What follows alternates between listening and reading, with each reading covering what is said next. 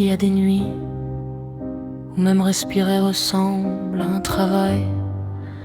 Le corps avance par habitude, le cœur lui reste derrière, assis dans les décombres de tout ce qu'il n'a pas su sauver. La vie ne s'arrête pas, c'est peut-être ça le plus cruel.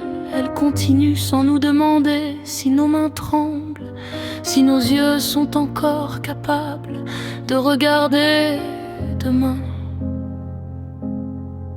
Les rues s'allument, les voitures passent, les gens rient derrière leurs fenêtres, pendant qu'on apprend en silence à porter ce qui nous écrase.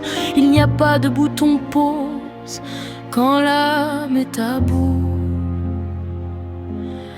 Pas de trêve pour le chagrin, pas de dimanche pour les blessures, pas d'heure officielle où l'on pourrait déposer sa peine et dire « Revenez demain, aujourd'hui, je n'en peux plus ».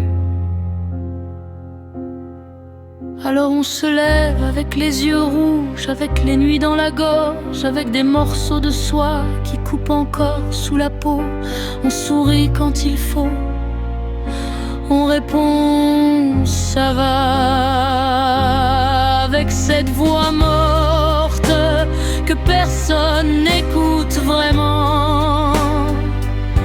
Et puis vient le soir, le silence et tout, il sait les prénoms qu'on n'ose plus prononcer, les promesses qui pourrissent au fond de la mémoire, les bras qu'on cherche encore dans le noir, les mains après avoir compris qu'ils ne reviendront pas. Guérir.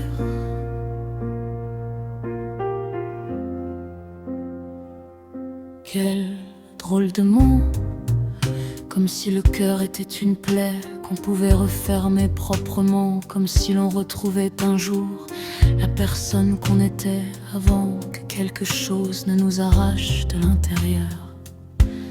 Non, on ne revient pas, on apprend seulement à marcher avec l'absence, à vivre avec les cicatrices sans leur demander de disparaître, à faire de la place à ce qui fait mal,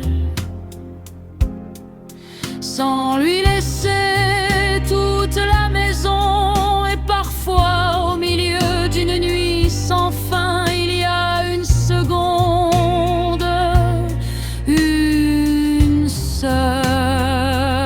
On respire pas parce que tout va mieux, pas parce que la douleur est partie, simplement parce que malgré tout le cœur bat encore. Et demain, demain le monde continuera, alors moi aussi, même brisé, même vide, même à genoux, j'avancerai pas pour oublier, pas pour pardonner, juste pour ne pas laisser